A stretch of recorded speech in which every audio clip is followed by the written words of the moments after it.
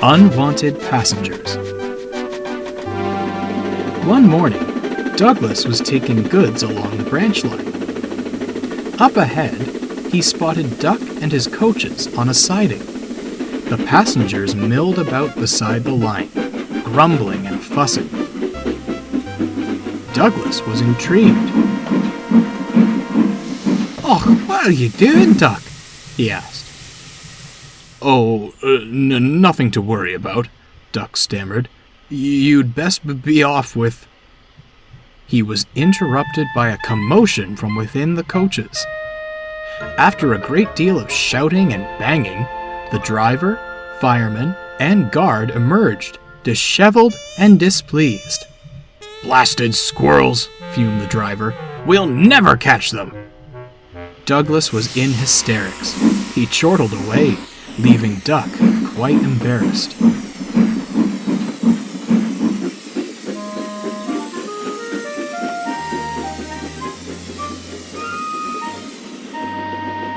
That night, Douglas was still laughing as he backed into the shed. "Didn't you bring a wee pet back with you, Duck?" "It wasn't my fault," fumed Duck. "That new cleaner didn't close the coach door last night.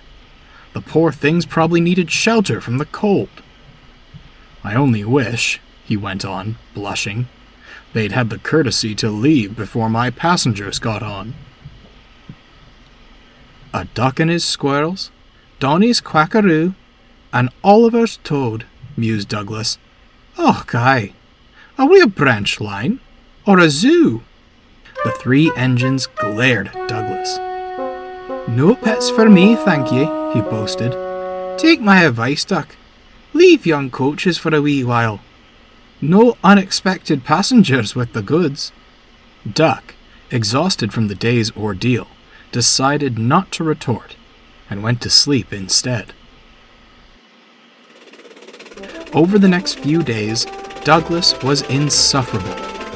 He joked constantly about furry creatures and little pets. "You won't see me delayed by that nonsense," he chortled.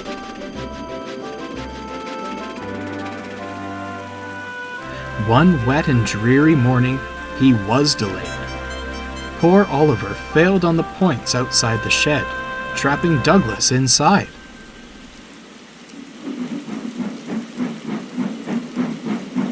By the time Donald moved Oliver away, Douglas was very late to fetch his trucks.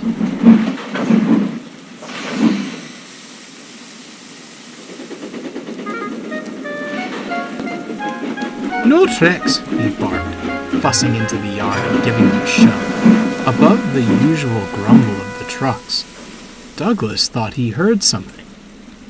It sounded like tiny voices. His driver began to check along the train. "Leave it," grumbled Douglas. "We're late enough as it is." The driver reluctantly jumped back into the cab, and Douglas bustled away.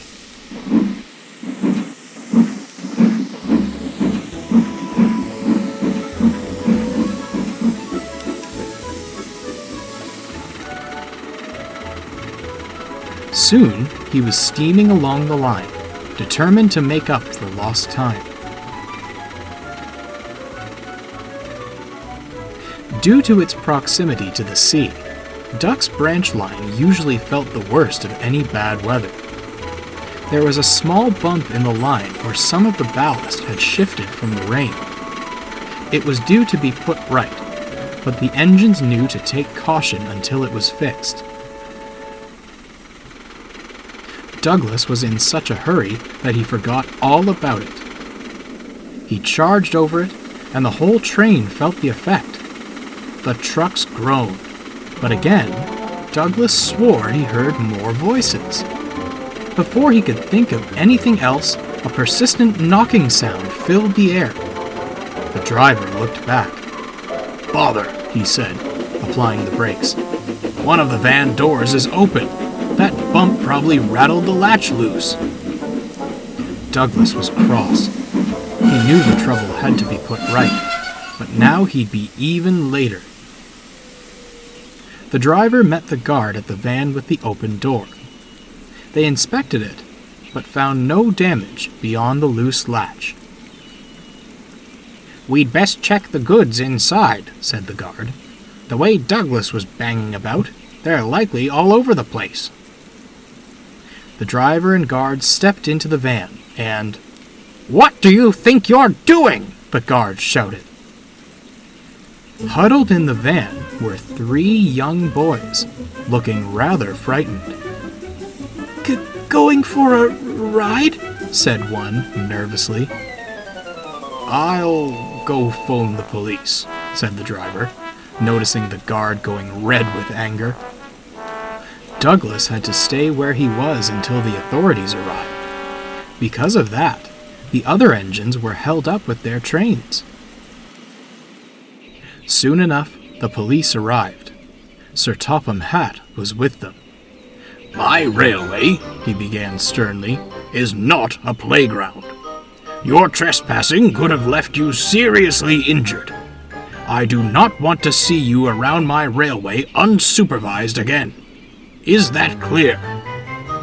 "Yes, sir," the boys murmured. They were led away by the police, white as ghosts.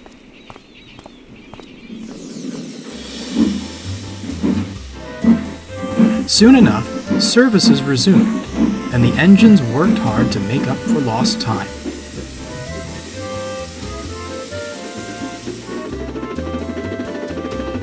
Douglas didn't see the other engines all day.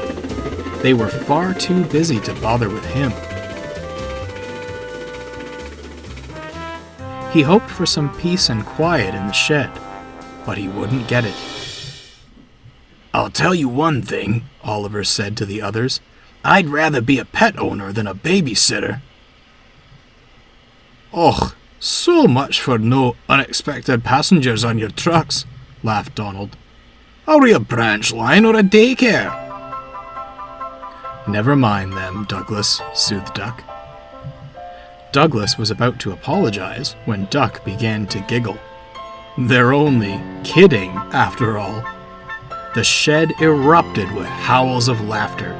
It was a great joke to the others, but Douglas thought they were being very silly indeed.